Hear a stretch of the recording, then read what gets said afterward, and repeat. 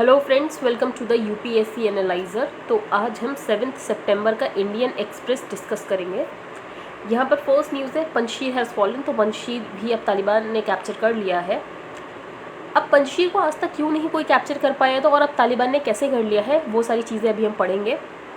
जो पंजशीर वैली है, उसका जो टेरेन है वो काफ़ी रग्ड टेरेन है। तो वहाँ पर इसलिए जो वहाँ के जो ओरिजिनल इनहेबिटेंट्स है उनका अपर हैंड रहता है, और इसके अलावा जो फॉरेन फोर्सेस होती हैं जो भी उसका कैप्चर करने की कोशिश करते हैं वो नहीं कर पाते, क्योंकि वहाँ पर जो लोग रहते हैं उनको उस टेरेन में रहना आता है, उस टेरेन में रहकर लड़ना आता है, तो वो उसमें प्रिपेयर्ड रहते हैं। इसलिए आज तक पंजशीर वैली को कोई भी कैप्चर नहीं कर पाए थे। लेकिन अब तालिबान ने कर लिया, तो कैसे कर लिया वो भी हम देखेंगे। तो Taliban claimed on Monday. Taliban ने मंडे को क्लेम किया कि उन्होंने पंजशीर वैली को क्लेम कर लिया है, कैप्चर कर लिया है, और उन्होंने अपना तालिबान का फ्लैग वहाँ पर रेस कर दिया। Taliban manage to keep Panjshir under control. अब तालिबान ने पंजशीर को भी अपने कंट्रोल में कर लिया है। तो अब बेसिकली जो पूरा अफगानिस्तान है वो तालिबान के कैप्चर में आ चुका है। तालिबान इससे पहले कभी भी पंजशीर को कैप्चर नहीं कर पाए। तो the Taliban never manage to control Panjshir the last time they rule Afghanistan. तो लास्ट टाइम जब तालिबान ने अफगानिस्तान को रूल किया था 1996 से 2001 तक, तब तालिबान पंजशीर को कैप्चर नहीं कर पाया था। और जो यूएस ने जब इन्वेजन किया था सितंबर 11, 2001 को जब अटैक हुआ था, उसके बाद जब यूएस ने अटैक किया था और इन्वेड किया था अफगानिस्तान को, वो पंजशीर वैली से ही किया था।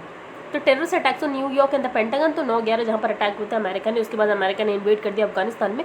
तो अमेरिका ने जब इन्वेड किया था तो अमेरिका ने जो अटैक किया था वो पंजशीर वैली से ही किया था, क्योंकि माउंटेन्स है तो वहाँ से अटैक करना आसान हो जाता है। सोवियत फोर्सेस ने ऑक्यूपाई किया था अफगानिस्तान में, उन्होंने लगभग 9 बार ट्राई किया था, लेकिन उसके बाद भी वो पंजशीर वैली को कैप्चर नहीं कर पाए थे। तो very different from the 90s। 5 takeaways from fall of Panjshir. तो पंजशीर से क्या 5 टेक अवेज हैं, तो सबसे पहले ये देखते हैं। First, the new strategy employed by the Taliban has work. अब तालिबान ने इस बार जिस स्ट्रैटेजी से पंजशीर को कैप्चर किया तो मतलब वो वर्क कर गई, ठीक है। अब वो स्ट्रैटेजी क्या थी, जब 1990s में थी जो नॉर्दर्न अलायंस थी, तो नॉर्दर्न अलायंस ने क्या किया था, जो तजिकिस्तान है वहाँ से पंजशीर वैली से तजिकिस्तान तक वो जा सकते थे।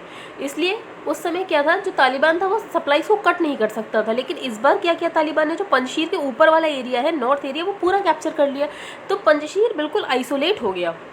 तो this time the Taliban capture the provinces to the north of Panjshir. तो पंजशीर के ऊपर का जितना भी एरिया है वो कैप्चर कर लिया तालिबान ने। तो एज अ रिजल्ट उन्होंने क्या किया, वैली को सराउंड कर दिया कि चारों तरफ तालिबान ऑक्यूपाइड एरिया है और बीच में पंजशीर है, and to effectively cut off supply lines of arms. इसके बाद उन्होंने क्या किया, सप्लाई लाइन्स ऑफ आर्म्स काट दिया, एमिनेशन काट दी, fighters, food, fuel to the resistance.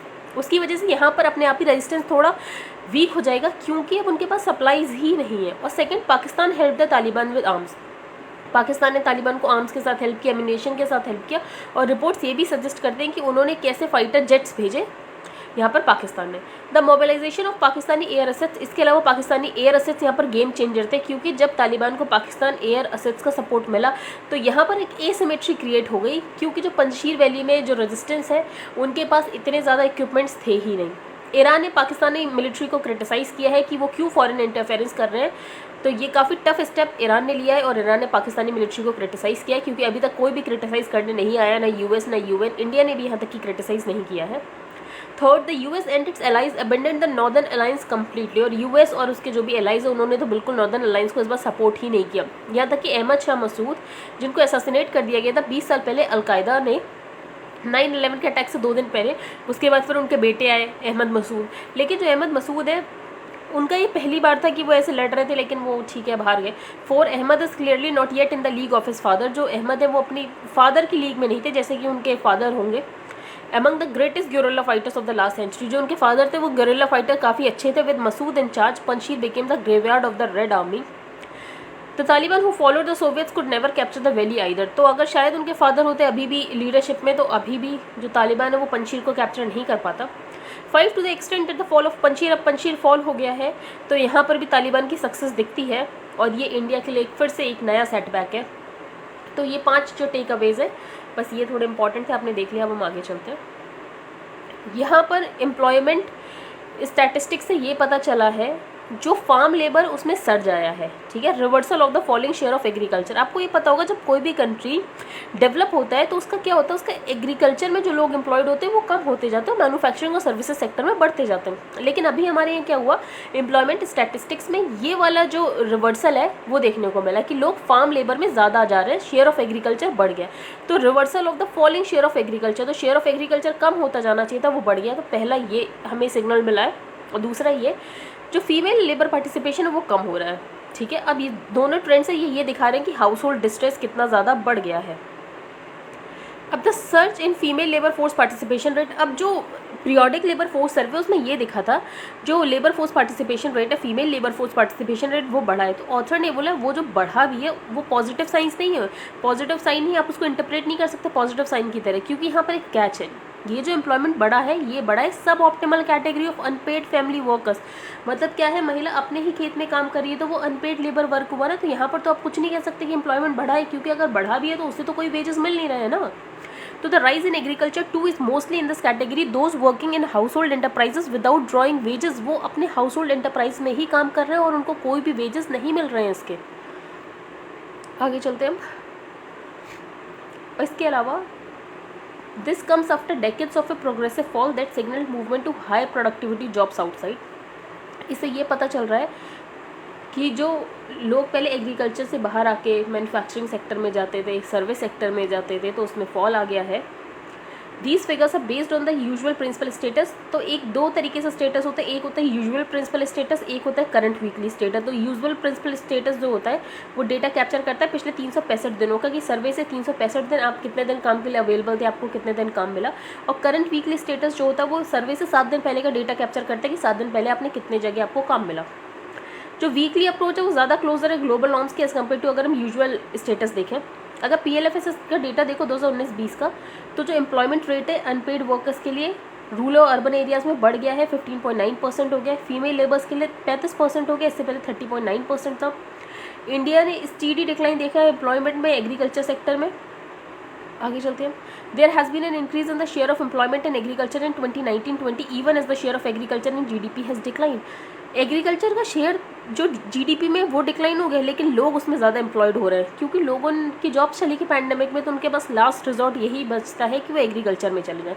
तो lot of people lost jobs during the pandemic and agriculture become the last employment, ठीक है। तो एक ही एम्प्लॉयमेंट बचता है कि वो एग्रीकल्चर में चले जाए। अगर विमेन के केस में देखो तो उनका पार्टिसिपेशन रेट बढ़ा है रूरल एरियाज़ में, लेकिन वरिंगली जो उनको एम्प्लॉयमेंट मिला है वो अनपेड फैमिली वर्कर्स की तरह मिला है। तो यहाँ पर कोई अगर आप देखो तो एक्चुअल इंक्रीज़ नहीं हुआ एम्प्लॉयमेंट पे। आगे हम चलते हैं। आपको समझ आ गया होगा पंचशील वैली से 5 टेक अवेज और जो फार्म लेबर है उसमें कैसे इंक्रीज़ हो गया है, और साथ ही जो फीमेल लेबर पार्टिसिपेशन रेट है वो घट गया है। लेकिन अगर बढ़ा भी है तो सब ऑप्टिमल एम्प्लॉयमेंट बढ़ा है, जहाँ पर उनको वेजेस नहीं मिल रहे हैं वो अनपेड फैमिली वर्कर्स में इंगेज है महिलाएं। यहाँ पर कोई भी इंपॉर्टेंट न्यूज़ नहीं। इंडिया ब्राज़ील, अब इंडिया ब्राज़ील के कुछ रिलेशनशिप देख लेते हैं। ब्राज़ील और इंडिया दोनों ही चाहते हैं कि UNSC में उन्हें परमानेंट सीट मिल जाए। तो aspiration to permanent membership of an expanded United Nation Security Council, और ब्राज़ील और इंडिया दोनों ही पार्ट इन G4 के। इसके अलावा ब्राज़ील सपोर्ट करता है कि इंडिया को न्यूक्लियर सप्लायर्स ग्रुप की मेंबरशिप मिलनी चाहिए, ठीक है। तो 2 पॉइंट्स होगा। इसके अलावा ये तो सेम पॉइंट्स है कि दोनों कंट्रीज़ कोशिश करेंगे कैसे बायलैटरल सिक्योरिटी कोऑपरेशन बढ़ाएं, इंटरनेशनल टेररिज्म को कॉम्बैट करें, ऑर्गेनाइज क्राइम्स को, ट्रांसनेशनल ऑर्गेनाइज क्राइम्स को रोका जाए, ट्रैफिकिंग, इलिसिट ड्रग्स और नारकोटिक्स में इन्हें कैसे कम किया जाए, उसके लिए हमें बायलैटरल कोऑपरेशन करने की ज़रूरत है। ये तो सेम पॉइंट्स है, सारी कंट्रीज़ के लिए सेम ही चलते हैं। Two nations are confident of a realistic bilateral trade target of $15 billion for 2022। साथ ही इंडिया मर्क्यूसर प्रेफरेंशियल ट्रेड एग्रीमेंट की बात की गई, तो मर्क्यूसर ये साउथ अमेरिका का प्रेफरेंशियल ट्रेड एग्रीमेंट है। साथ ही दोनों कंट्रीज़ ने एयर सर्विसेज एग्रीमेंट 2011 में साइन किए थे, और पीपल टू पीपल एक्सचेंज बढ़ाने के लिए जो दोनों कंट्रीज़ है वो एक दूसरे की लैंग्वेज अपने यहाँ पढ़ा सकती है, ठीक है। तो इंडिया और ब्राज़ील की रिलेशन में आप ये कुछ पॉइंट याद रख सकते हैं। दोनों को ही UNSC में परमानेंट मेंबरशिप की बात करते हैं। G4 के दोनों मेंबर्स है। ब्राज़ील हमारी NSG की मेंबरशिप को सपोर्ट करता है। दोनों कंट्रीज़ इंटरनेशनल टेररिज्म को कॉम्बैट करेंगे, इलिसिट ट्रैफिकिंग को कॉम्बैट करेंगे। बाकी $15 बिलियन का ट्रेड 2022 तक हो जाएगा। इंडिया मर्क्यूसर प्रेफरेंशियल ट्रेड एग्रीमेंट होने की बात चल रही है। एयर सर्विसेज एग्रीमेंट 2011 में साइन किया है, और पीपल टू पीपल एक्सचेंज बढ़ाने की बात की है। आगे चलते हैं। यहाँ पर कोई इंपॉर्टेंट न्यूज़ नहीं। यहाँ पर असर ने सर्वे किया था, प्रथम एनजीओ जो सर्वे करता है, तो पता चला है जो 1.5 साल तक ये कोविड की वजह से स्कूल्स बंद रहे हैं उसकी वजह से क्या क्या हो गया है। रीडिंग और न्यूमरेसी स्किल्स जो बच्चों में थी उसमें काफ़ी ज़्यादा हिट देखने को मिला है। कर्नाटका में सर्वे किया गया जिसमें ये पता चला 2018 से अब तक में क्या चेंजेस आए वो देखने में ये पता चला जो बच्चे हैं जो क्लास 4 के बच्चे हैं फॉर एग्जांपल जो एक भी लेटर कन्नड़ में रिकॉग्नाइज नहीं कर पा रहे हैं वो पहले 5.1% थे 2018 में, 12% हो गए 2020 में। जो क्लास 1 के स्टूडेंट्स हैं उनकी परसेंटेज डिप हुई है फ्रॉम 40.3 इन 2018 टू 56.8%। ठीक है, अब स्टडी कंडक्ट की गई थी मार्च 2021 में लगभग 18,385 बच्चों में जो कि 5 से 16 साल के बीच के हैं। Only 9.8% children in class 3 in both government and private schools could read that text, मतलब सिर्फ 9.8 बच्चे ही टेक्स्ट को पढ़ पा रहे हैं और इससे पहले 18.3% थे, तो यहाँ पर तो और भी ज़्यादा कम हो चुके हैं। और प्राइवेट स्कूल्स का भी यही हाल है, लगभग 23.3% 2014 में थे तो अब 9.9% हो गए जो बच्चे टेक्स्ट पढ़ पा रहे हैं, मतलब प्राइवेट का भी वही हाल है जो गवर्नमेंट स्कूल्स का होता है। हम आगे चलते हैं। यहाँ पर वायरस अमंग अस ये इंपॉर्टेंट आर्टिकल है नहीं, इसमें बस यही है कि कोविड हमारे आसपास ही रहने वाला है क्योंकि अब कोविड हो गया एंडेमिक। अब यहाँ पर पाकिस्तान काबुल सिंड्रोम ये आर्टिकल हम डिस्कस करेंगे। पाकिस्तान इन्वॉल्व है अफगानिस्तान में ये तो पता ही है, लेकिन वैसे ऐसे कुछ इवेंट्स भी हुए जिससे और ज़्यादा क्लियर हो गया कि पाकिस्तान जो है वो अफगानिस्तान में बहुत डीपली इन्वॉल्व है। सबसे पहला जो लेफ्टिनेंट जनरल फैज़ हामिद जो कि चीफ है Pakistan inter services intelligence Kabul के, वो अभी काबुल में गए थे। ठीक है, वो पाकिस्तान के ISI के चीफ है, वो काबुल में गए थे सरकार बनवाने।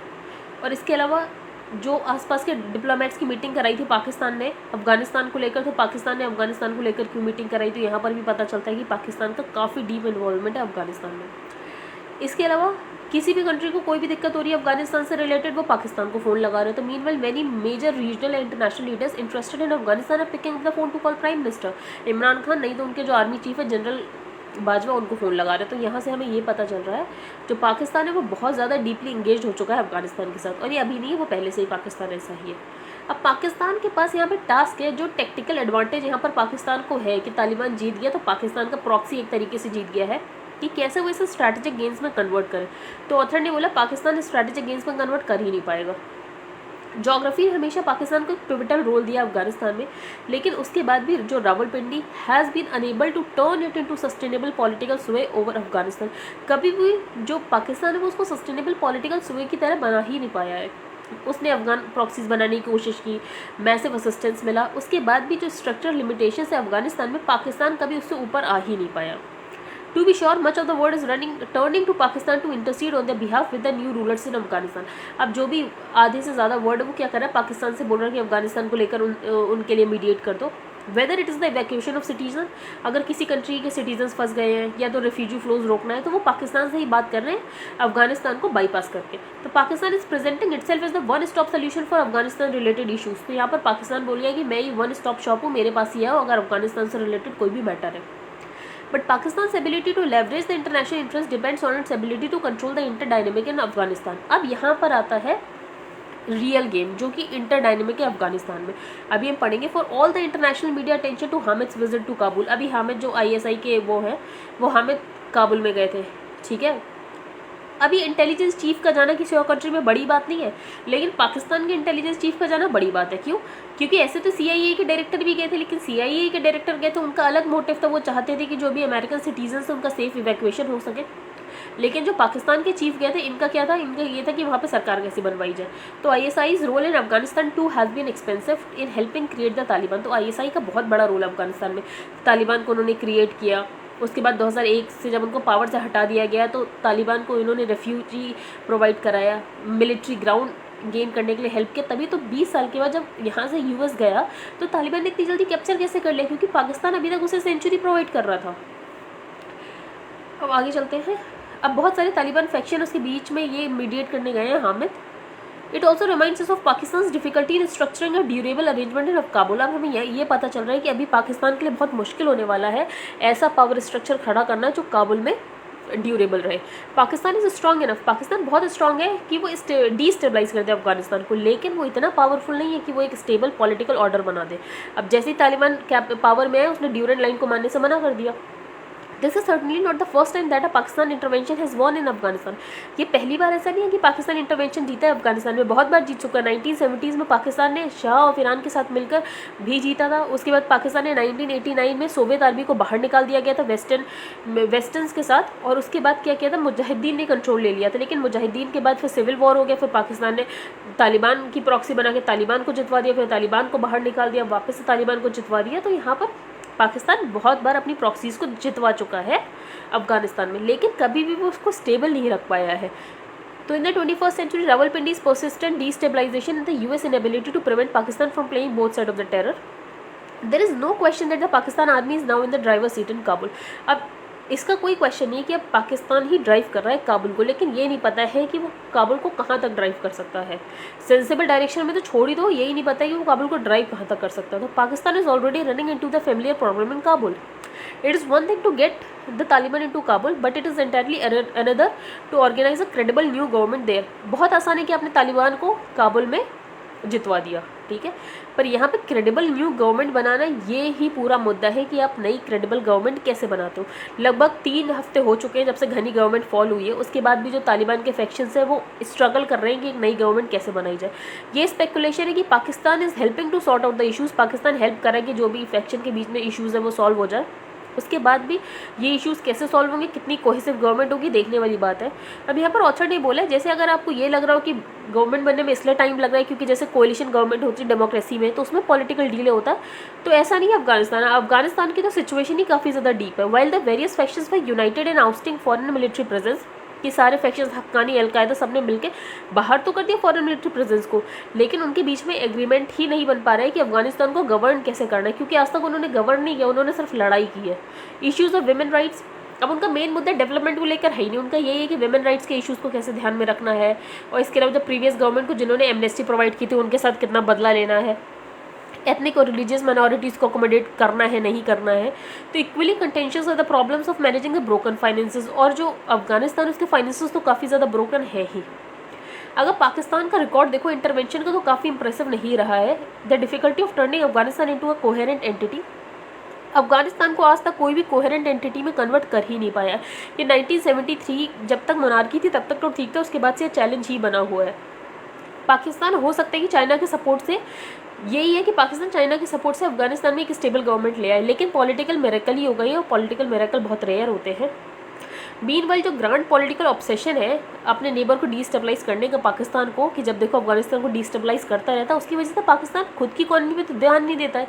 खुद की इकॉनमी उसकी बांग्लादेश से भी पीछे चली गई है। इंडिया की जीडीपी लगभग 10 गुना ज़्यादा है पाकिस्तान से।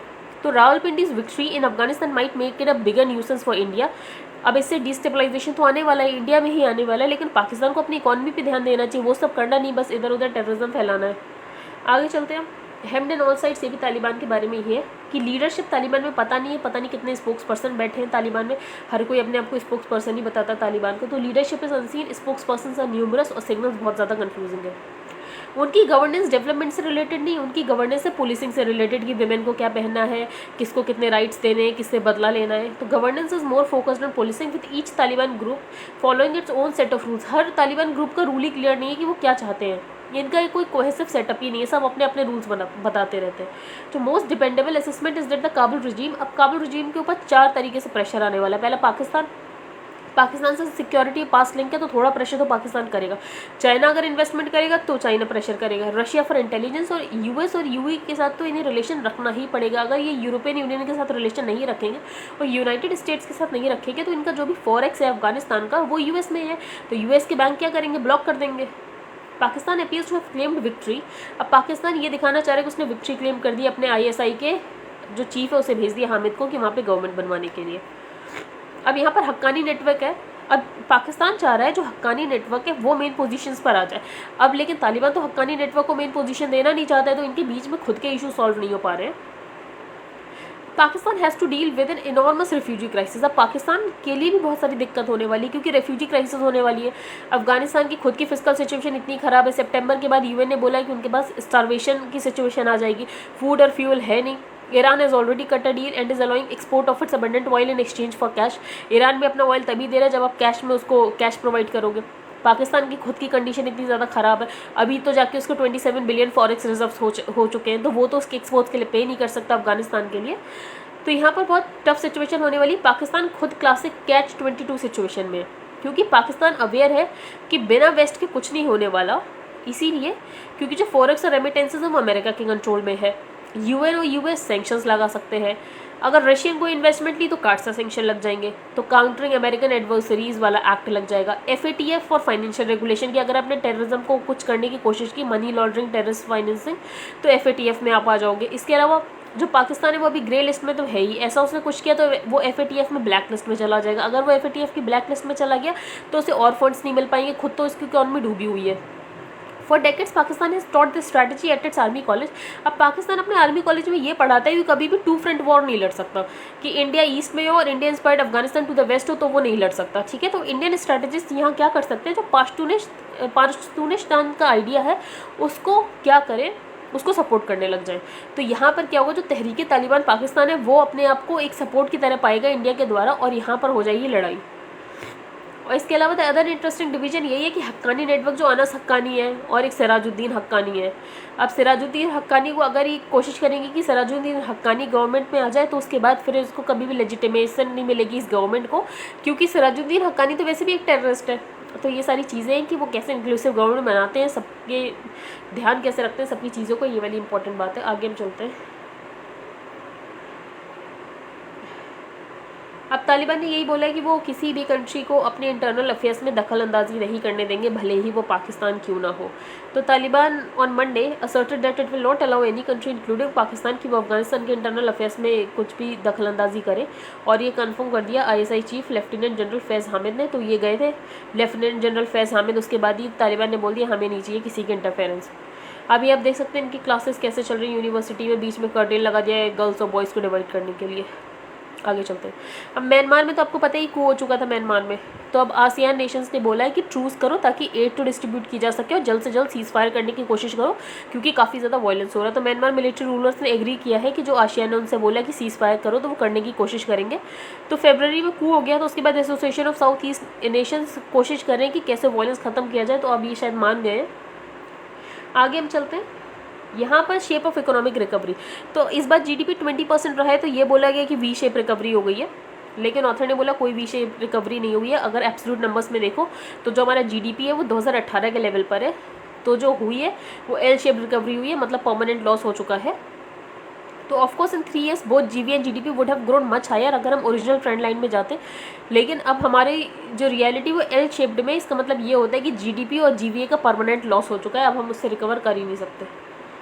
अब HIV का बर्डन, अब मॉडर्ना कुछ वैक्सीन ट्राई कर रहा है HIV के लिए, तो HIV का बर्डन 36.3 मिलियन लाइफ सो फार, इतने सारे लोग मर चुके हैं HIV की वजह से, वर्ल्ड हेल्थ ऑर्गेनाइजेशन का डेटा है। There were an estimated 37.7 million people living with HIV at the end of 2020। अभी भी लगभग 37.7 मिलियन है जो कि HIV से ग्रसित है। इसका कोई क्योर नहीं है। अब इसका कोई क्योर इसीलिए नहीं है क्योंकि जो इसका वायरस है वो बहुत जल्दी म्यूटेट हो जाता है। तो the HIV tends to change its envelope so rapidly that it is difficult to provide any antibody cover, क्योंकि जब तक एंटीबॉडीज़ बनना शुरू होते हैं तब तक वायरस म्यूटेट हो चुका होता है। तो an anti-HIV vaccine has been a challenge given the fact that it is a fast replicating virus and tends to mutate rapidly. जब तक एंटीबॉडीज़ बॉडी में बनते हैं तब तक वायरस अपने आप को इवॉल्व कर चुका होता है और एंटीबॉडीज़ फिर उस वायरस को न्यूट्रलाइज नहीं कर पाते, इसीलिए HIV के लिए वैक्सीन बनाना बहुत मुश्किल होता है आज तक, इसीलिए इसका क्योर नहीं मिल पा रहा है। अब यहाँ पर बात की गई जो कमिटी ऑफ क्रेडिटर्स है उनके लिए कोड ऑफ कंडक्ट लाने की बात की गई है, क्योंकि IBC insolvency and bankruptcy code में कमिटी ऑफ क्रेडिटर्स होते हैं जिसमें ऑपरेशनल क्रेडिटर्स होते हैं और फाइनेंशियल क्रेडिटर्स होते हैं। ये की इंपॉर्टेंट डिसीजंस लेते हैं, कितना हेयर कट करना है, कैसे कॉर्पोरेट जो भी डेट है उसको कैसे ठीक करना है। तो IBBI ने बोला है कि एक कोड ऑफ कंडक्ट की बहुत ज़्यादा ज़रूरत है ताकि ट्रांसपेरेंट वर्किंग रहे। IBBI ने ऐसे बहुत सारे केसेस नोट किए हैं जिसमें क्या होता है, जो कुछ लेंडर्स होते हैं वो फंड्स विड्रॉ कर लेते हैं कॉर्पोरेट डेटर से जो कि इंसॉल्वेंसी प्रोसीडिंग्स के थ्रू जा रहा होता है, उसकी वजह से डिले होता है। डिले की वजह से जो मेन पॉइंट है कि 270 दिनों में ख़त्म हो जानी चाहिए, जो टाइमलाइन दी गई वो 270 दिनों से ज़्यादा आगे केस चले जाते हैं। लगभग 75% ऐसे ऑनगोइंग इंसॉल्वेंसी प्रोसीडिंग्स हैं जो कि 270 दिन से आगे तक जा चुके हैं। फिर बाद में गवर्नमेंट ने 330 दिन की डेडलाइन भी कर दी थी, लेकिन 330 दिन में भी वो केसेस जो है वो पैकअप नहीं हो पा रहे हैं। अगर केसेस पैकअप नहीं हो पा रहे होते तो जो भी एसेट्स होते हैं उनकी वैल्यू में लॉस होता रहता है। आई होप आपको आज का न्यूज़पेपर समझ आ गया। If you like the video then please like share and subscribe and do comment. Thank you and have a nice day.